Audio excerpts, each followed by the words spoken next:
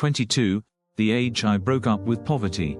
They say life begins at 40, but for me, it punched me in the face at 18. My name's Tino, born broke, raised broke, but at 22, I broke the cycle. Let me take you back. I grew up in a neighborhood where ambition was a luxury, and most dreams expired at the local bar. We were experts at surviving, stretching a 2-slice bread pack over 3 days, turning off lights like we were being charged for sunshine, and making soup with nothing but boiling water and vibes. I had more coins in my pocket than sense in my head, but one thing about me? I wasn't allergic to opportunity. At 18, I left home with a plastic bag, not a suitcase, a literal plastic bag, a second-hand smartphone that could barely keep up with WhatsApp, and a dream that wouldn't let me sleep. The Hustle Olympics. I sold everything, not my soul, but close.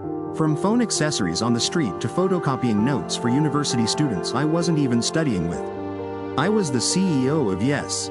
Someone said, "Do you know how to design logos?" I said yes.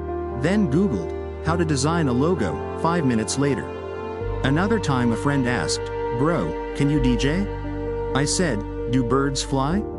Spoiler. I'd never touched a DJ deck in my life. But guess what? 3 YouTube tutorials later, I had the crowd screaming like I was Black Coffee's cousin. The secret? Say yes, then figure it out like your rent depends on it, because mine did. Rock bottom has a basement. There were nights I'd go to bed so hungry, my stomach would beatbox just to keep me company. I remember being offered a slice of cold pizza and reacting like I just got a Michelin star meal. I kept a clean shirt just for job interviews and rotated it like it was a fashion statement. I failed more than I succeeded, and I failed loudly. But every loss had a lesson in it. I started treating failure like tuition. Painful, but it taught me more than school ever did. The breakthrough, aka, I made my first real money and didn't die of shock. At 22, it finally clicked. I had been doing graphic design, printing, fixing computers, and even selling data bundles in my spare time, all small things. But one day, a client asked if I could set up a cyber cafe and supply tech equipment. Big job, big money. I wanted to scream, yes, and also, how? But I remembered who I was. Mr. Say Yes First.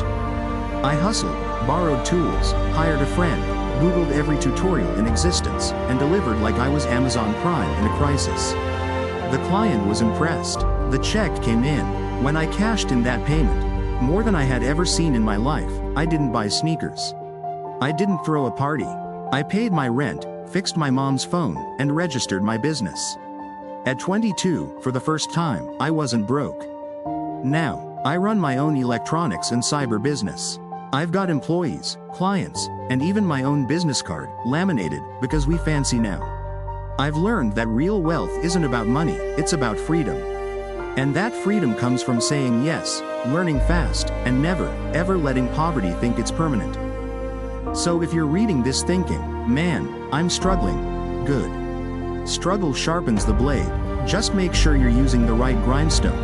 Opportunity, belief, and pure stubbornness. I'm not rich yet, but poverty? We're not on speaking terms anymore. I unfriended it at 22.